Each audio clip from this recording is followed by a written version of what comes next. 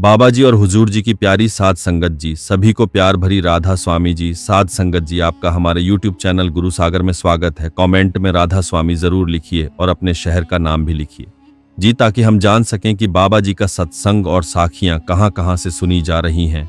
साध संगत जी, हमारा साखी सुनाने का बस यही मकसद है कि आप ज्यादा से ज्यादा लाभ प्राप्त कर सकें। साध संगत जी, आज का सत्संग शुरू करते हैं। आज हम चर्चा करेंगे महापापी पर।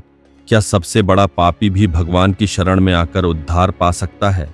क्या जिसने जीवन भर पाप ही पाप किए हों उसका भी कल्याण हो सकता है? भगवद गीता में भगवान श्री कृष्ण ने स्पष्ट कहा है, हे अर्जुन, यदि कोई महापापी भी अनन्य भक्ति से मेरी भजन करता है तो उसे साधु ही मानो, क्योंकि उसका संकल्प दृढ़ हो गया है। अगर कोई महापापी भी पूरी विनम्रता और श्रद्धा से भगवान की शरण में आ जाए, सद्गुरु के चरणों में समर्पित हो जाए, तो उसके सारे पाप भस्म हो जाते हैं। जैसे जलती हुई अग्नि लकड़ी को भस्म कर देती है, वैसे ही ज्ञान रूपी अग्नि सारे संचित प्रारब्ध और क्रियमाण कर्मों को जला डालती है। भाइयों और बहनों, ये मत सोचो कि हम बहुत पापी हैं। हमारे जैसे तो नीच अधम तुच्छ मनुष्य का क्या उद्धार होगा? यही तो मोह है, यही तो माया है जो ये सोच डालती है हमारे अंदर। भगवान कह रहे हैं, यदि तुम महापापी हो, तुमसे बड़ा कोई पापी न हुआ हो, फिर भी अगर तू मेरी बताई हुई रास्ते पर चलेगा, मेरे कहे हुए शब्दों को मानेगा, सद्गुरु की शरण में जाकर उनके उपदेशों का पालन करेगा, तो तू भी पार हो जाएगा। आपने वाल्मीकि जी का नाम सुना है। बहुत समय पहले की बात है। भारतवर्ष के एक जंगल में एक रत्नाकर नामक भील रहता था। वह कोई साधु संत नहीं था, बल्कि एक भयानक डाकू था। राहगीरों को लूटना, मारना और उनके धन को छीनना, यही उसका पेशा था। उसने अपने परिवार के पालन के लिए यह पाप आचरण अपनाया था, परंतु वह भूल गया था कि धन और रोटी से अधिक मूल्यवान है धर्म और विवेक।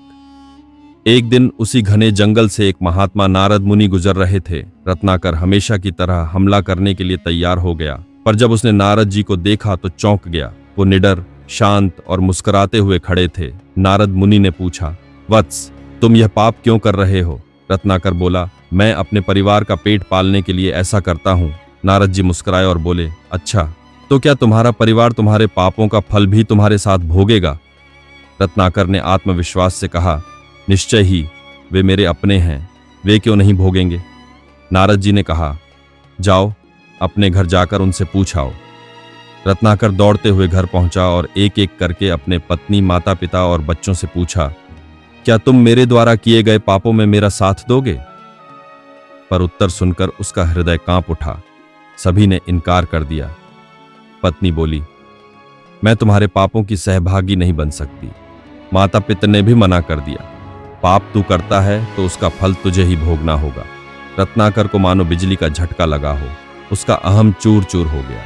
उसने समझ लिया कि पाप चाहे किसी के लिए करो, पर भुगतना अकेले ही पड़ता है। वह दौड़ता हुआ फिर नारद जी के पास गया और उनके चरणों में गिर पड़ा। फूट फूट कर रो पड़ा, मुझे बचाइए, मुझे मार्ग दिखाइए। नारद मुनि ने उसे उठाया और कहा, वत्स, अब तुम्हारा उद्धार होगा। तुम बस एक काम करो, राम नाम का जाप करो। पर रत्नाकर को राम नाम लेना भी नहीं आता था। नारद जी बोले, तो उल्टा ही बोलो, मरा मरा मरा।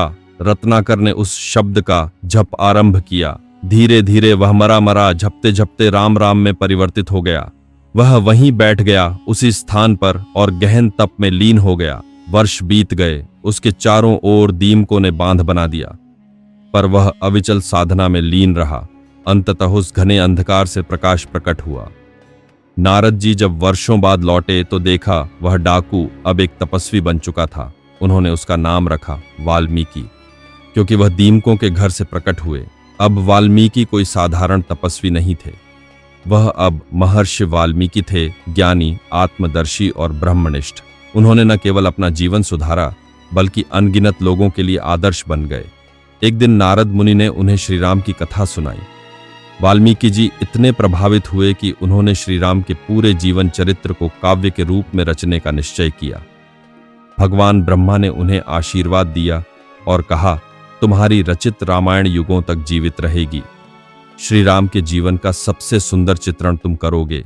महर्षि वाल्मीकि ने फिर संस्कृत के श्लोकों में रामायण की रचना की, जो न केवल साहित्य का चमत्कार है, बल्कि एक जीवन जीने की कला है।